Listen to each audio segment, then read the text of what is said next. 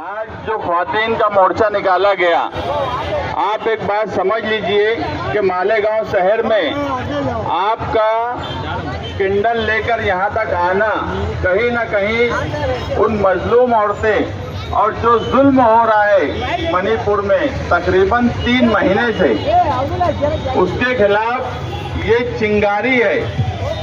और आपका ये कदम कहीं न कहीं हिंदुस्तान भर में लोगों को हौसला देगा, ताकि उन मजलूम औरतें और मजलूम लोग सिर्फ वहाँ पर वो एक वीडियो औरतों का यही एक वाक़या नहीं है, सैकड़ों लोग वहाँ मारे जा रहे हैं। ना स्टेट की सरकार उस पर ध्यान देती है, ना सेंट्रल गवर्नमेंट उस पर ध्यान देती है, मगर तुम्हारा यहाँ तक आना, उनके साथ खड़े होना, ये बताता है कि तुम जागने वाली कौम हो। और किसी भी समाज, किसी भी मजहब पर अगर जुल्म होगा तो मालेगांव शहर की औरतें उनके साथ हर वक्त खड़ी रहेंगी। ये चिंगारी जो आज आपने यहाँ लगाई है, मैं ये मानता हूँ ये हिंदुस्तान भर में इसके असरात पड़ेंगे। दूसरे शहरों में भी आपको देखकर लोग उन मजलूम औरतों के लिए, उन मजलूम लोगों के लिए खड़े होंगे।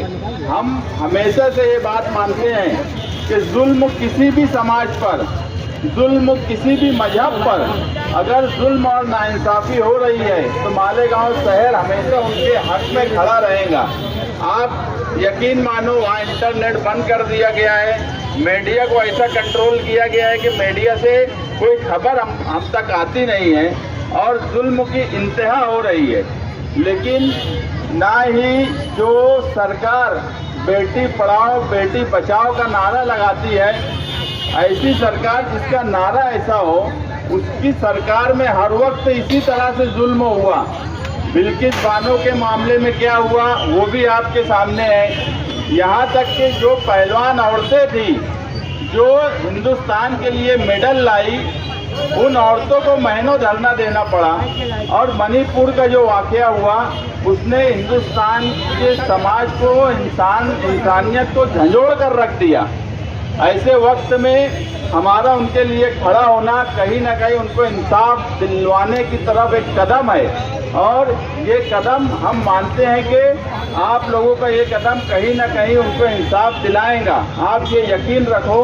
हम एक निवेदन राष्ट्रपति के नाम से लिखे हैं, वो आप लोगों की तरफ से दिया जाएगा राष्ट्रपति को, क्योंकि राष्ट्रपति भी एक खातून है और उनको इस बात का एहसास होना चाहिए कि जो जुल्म हो रहा है वो क्या है। बाकी डिटेल जो है वो शान हिंद आपके सामने रखेंगे कि निवेदन में क्या है और हमारी मांग क्या है।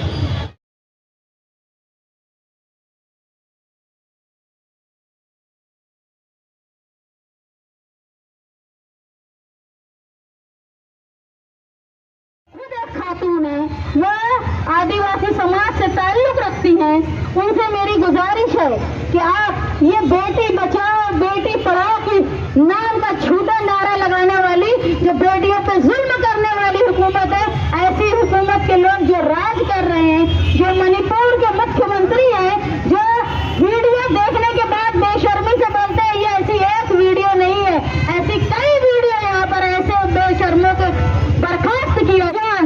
औरत की इज्जत, उसका बदला जान हो। ऐसे वाकयात मणिपुर में एक नहीं हुए, कई वाकया हुए जो वहाँ के मुख्यमंत्री ने कहा। हमारी सदर जमहूरिया से दरख्वास्त है कि वो मणिपुर की हुकूमत को फौरन सदर राज नाफिज करे, वो बर्खास्त करे और वहाँ पर सुप्रीम कोर्ट की एक आजाद जजों की आजाद बेंच बनाई जाए जो उस पर कार्रवाई करे और खातियों को सजा दे, सजाए मौत दे।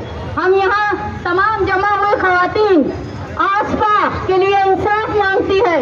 हम आज यहाँ जमा हुई खवातीन उस दलित लड़की यूपी की, उसके लिए इंसाफ मांगती है जिसको आनंद फानंद में मार दिया गया, उसके साथ जिना किया गया और फिर पुलिस की निगरानी में उसको जला दिया गया। इसकी मजम्मत यहाँ करती है।